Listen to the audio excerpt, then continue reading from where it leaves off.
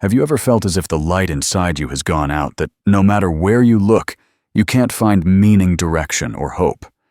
It's not just sadness. It's deeper. It's a darkness that swallows everything familiar, leaving you with nothing but silence and despair. Jung called this the dark night of the soul, a passage every awakening soul must face.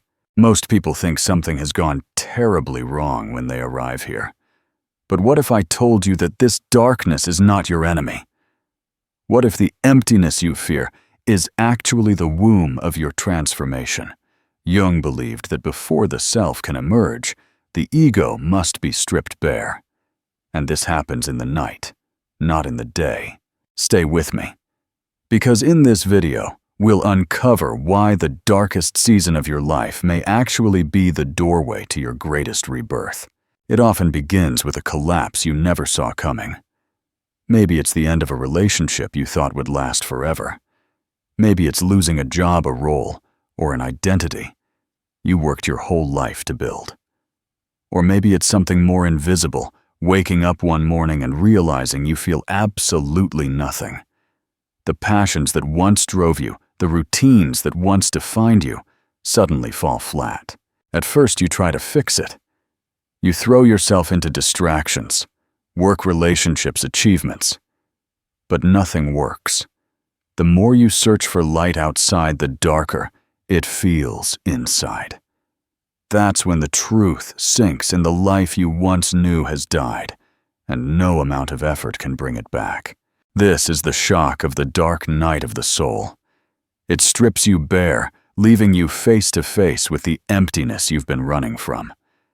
And in that moment, you realize something irreversible. You cannot keep living in the old way.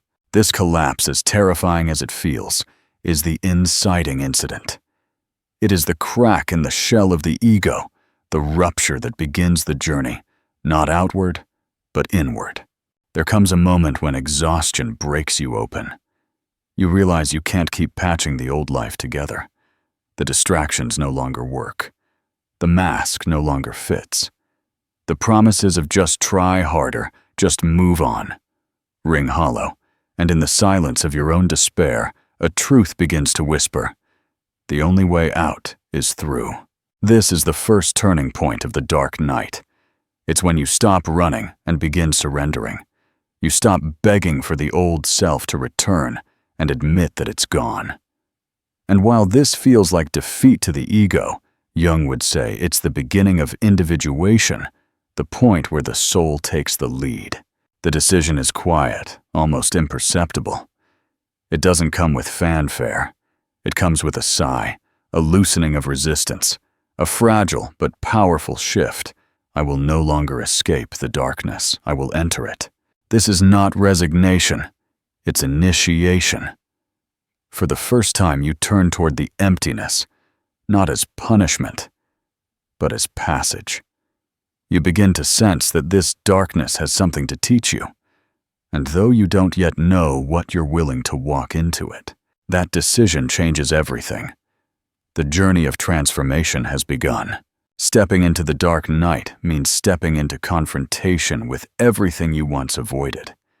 The silence that surrounds you is deafening. The emptiness inside feels endless, and every attempt to cling to old identities only deepens the despair. Jung described this stage as the ego colliding with the unconscious. The structures that once kept you safe, the persona, the roles, the beliefs begin to dissolve, leaving you exposed. In their absence, what arises is the shadow. All the grief, anger, longing, and vulnerability you pushed away for years. Now, without the distractions of the old self, these emotions demand to be felt. The confrontation is not just emotional, it is spiritual. You may feel abandoned, as if even God or meaning itself has disappeared. This is the crucible of the dark night, the stripping away of every illusion that comforted the ego. What remains is raw encounter with your own soul. The loneliness can be unbearable. Friends may not understand. Society tells you to get over it, to stay positive, But those words feel empty. Because deep down, you know this is not something to escape. It is something you must endure. And yet within the despair, something subtle begins to stir. A flicker of awareness that even in the absence of external light, you are still here. Consciousness itself becomes your anchor. Jung believed that this confrontation, as painful as it is the necessary ground for transformation. The ego must face its own limits before the self can emerge. The dark night is not a punishment. It is the place where you face the deepest conflicts of your being. And though the struggle feels endless, it is shaping you for a rebirth you cannot yet imagine. At the midpoint of the dark night comes a realization so paradoxical, it feels almost impossible to accept the darkness you feared is not your grave. It is your womb. Until now, every step in the night has felt like loss. The loss of identity, the loss of meaning, the loss of certainty. Your ego interprets this as death, and in a sense it is. But Jung would say what is dying is not you, it is the false self. And in its absence, something deeper is quietly being conceived. Think of a seed buried in the soil. To the seed, the darkness feels like suffocation, like annihilation. But in truth, that burial is the beginning of life. The dark earth is the womb that breaks the seed open so it can grow into what it was destined to be. In the same way, your soul uses the dark night to break you open to your essence. This is the paradox. What feels like abandonment is actually initiation. The silence that terrifies you is also the silence where the self begins to whisper. The emptiness that haunts you is the space being cleared for something truer to take root. In this turning point, you glimpse that the night is not an enemy, but a adshars. Its lessons are brutal, yes, but they are holy. The dark night strips away every illusion, so that when dawn finally comes, it is not the ego standing in the light, it is your soul. Here the journey shifts. You no longer see darkness as mere suffering. You begin to sense it as sacred ground. And that shift in perception changes everything. As the dark night deepens, the tension becomes unbearable. You've glimpsed the paradox that darkness can be sacred, but the ego fights back. It clings to despair, insisting, "This is meaningless, I am lost, I will never return to the light." This is the breaking point. Here you are forced into a choice to collapse completely into hopelessness, or to trust the night as a teacher. On one side, despair tempts you to give up. The old identity is gone, the new one has not yet emerged, and you stand in a void that feels endless. To the ego, surrender looks like defeat. And so the temptation is to numb yourself, to abandon the path, to sink into bitterness. But on the other side lies a quieter option: acceptance, to stop demanding that the night end, and instead allow it to teach you. Jung would say, this is the threshold of individuation, where the ego is humbled enough to recognize its limits, and the self begins to guide. The choice is terrifying, because it requires trust without proof. It asks you to believe that what looks like annihilation may in fact be transformation, that what feels like silence may be the deepest form of communication. This is the second great turning point: to stop seeing darkness as punishment and to embrace it as initiation. From this moment on, the journey is no longer about escape. It is about surrendering to the alchemy of the night, allowing it to strip away what is false so the soul can rise. The decision cannot be forced. It emerges in the quiet courage to whisper, "I will not run. I will learn." And in that choice, everything begins to change. The climax of the dark night comes not when the darkness disappears, but when you discover how to walk through it. Jung would remind us that transformation is never about bypassing suffering. It is about allowing it to refine you. The question is, how do you live inside the night without losing yourself? The first practice is radical honesty. Instead of numbing the pain or pretending you are fine, let yourself admit, I am in the dark. Naming the truth loosens the ego's grip and allows the soul to breathe.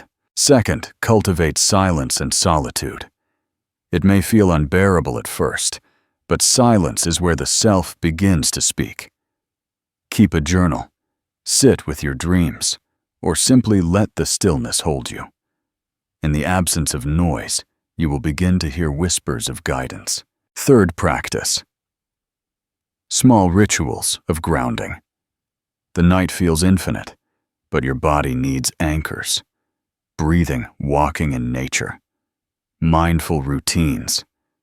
These don't erase the darkness, but they remind you that life continues to move through you. Fourth, embrace the shadow. The feelings rising now, anger, grief, longing, are not your enemies.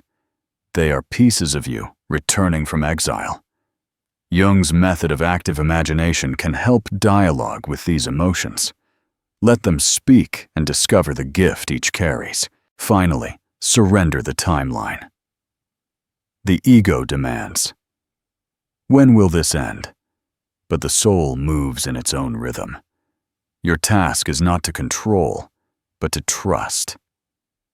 Each moment you endure with openness, you grow. This is the climax, the choice to live the dark night as a teacher rather than an enemy. And when you do, the darkness no longer consumes you. It begins to transform you. When the night finally loosens its grip, you realize something astonishing. You are not the same person who entered it. The old self, the one clinging to roles, illusions, and false securities, has dissolved. What remains is quieter, steadier, and infinitely more alive. The first gift is clarity. You no longer chase meaning outside of yourself because you've touched the ground of being within. The questions that haunted you, who am I, why am I here, don't need tidy answers. They feel alive in your bones, not just in your mind. The second gift is strength. Having endured the night, ordinary challenges no longer shake you in the same way.